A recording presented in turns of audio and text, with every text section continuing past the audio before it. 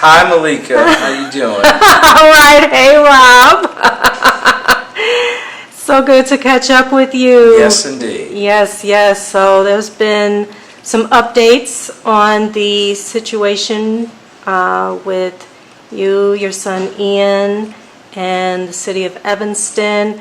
Let's just get people caught up, just in case there's been some Evanstonians living under a rock Sure. who don't know about this incident, and then bring Evanston up to date with what's happening right now, currently, with this situation, this unfortunate, very unfortunate situation. Unfortunate, but necessary. As you know, or some of you may not know, on July the 14th, my son was downtown in Evanston and was actually arrested. He was on the back pegs of a BMX bike, and there was a young lady who was the same age as Iain, 12 years old, riding on the handlebars, and then there was another young man who was pedaling the bike, and he drove through a red light, causing a couple of cars to stop and blow at him. The police picked this up, and the events even before that of moving these kids kind of culminated with Iain getting off the bike, the other two young people getting off the bike and kind of going into Starbucks. And you know, they were kind of a little bit startled because, you know, a car stopped in front of them, but the police were following them, and they knew this, and they were kind of going in the store where they were going. The police grabbed Iain and grabbed the young lady, and did not grab the person who was actually operating the bike. So Iain was arrested.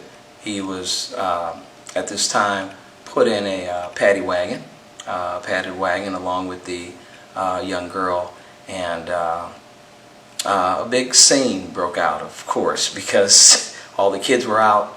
They were really upset, and it was not good from there. Hi, Iain. Hello.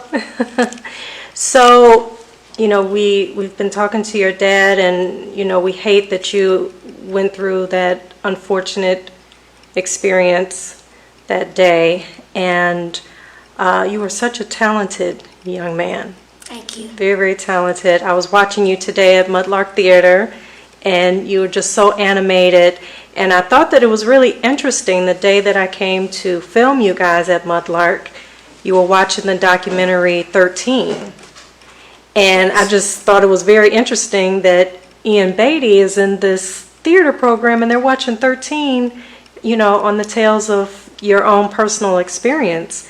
So do you want to share with the viewers your thoughts on 13 and your experience with the police? Personally, I think we need police to shape things up when things get a little dicey.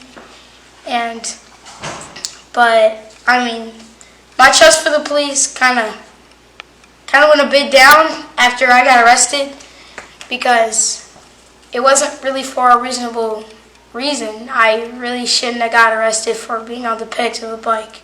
And watching 13 today, it kind of related to what happened that day, because the police in 13 would like beat the African Americans just for basically standing there, minding their business, and they didn't necessarily beat me, but they put me in a paddy wagon, and I was pretty frightening. I wouldn't say it was pleasant at all. I couldn't even stand up, and it was pitch black in there, and it was really scary, and I thought I was going to be locked in there forever. It leaves a lot to be desired, how the kids were handled, and what I'm referring to is a series of videos that I was shown from the dash cams and the body cam from the officers. And this is information that I FOIA'd, Freedom of Information Act request through the clerk's office. Thank you, Devon Reed, for gathering all that information. So there's videos of the 90 minutes of, I guess, mayhem.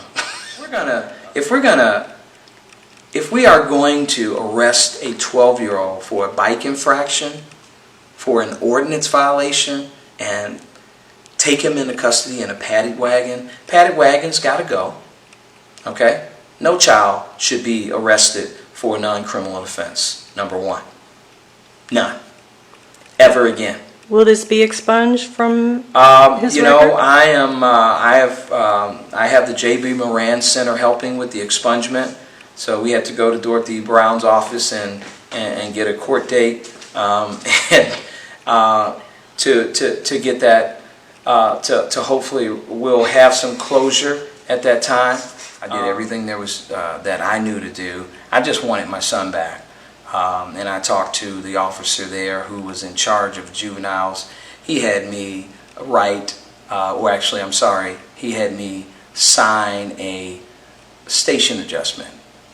I never knew what a station adjustment is, but now you all know what a station adjustment is. If you have any kind of misdemeanor or get in any trouble or any criminal activity, even though it was non-criminal, there's a station adjustment. I do recall, and I want to take you back to when I was in the station, that the officer told me that 3 formal station adjustments, he could go to the juvenile home. So I forgot to mention that. Oh my God. So he can go to the juvenile home. So of course that was, you know, my wife and I were a little startled. I forgot to mention that. So that's the juvenile detention center, so, and also known as the Artie home. That's what we knew it. I am very happy to report that where we are today is that we are meeting with the city. The city has issued a letter of regret, and it was a nice letter. It's a nice start, but I think we have a movement now. I think there are a lot of people who not only care about this, but a lot of people who didn't have the courage to stand up are standing up now. I did this not just for my son, but I'm doing this for all the kids of Evanston and letting people know, number one, we need to engage our community. We need to know, we need to educate on just policing policy. There are training issues here.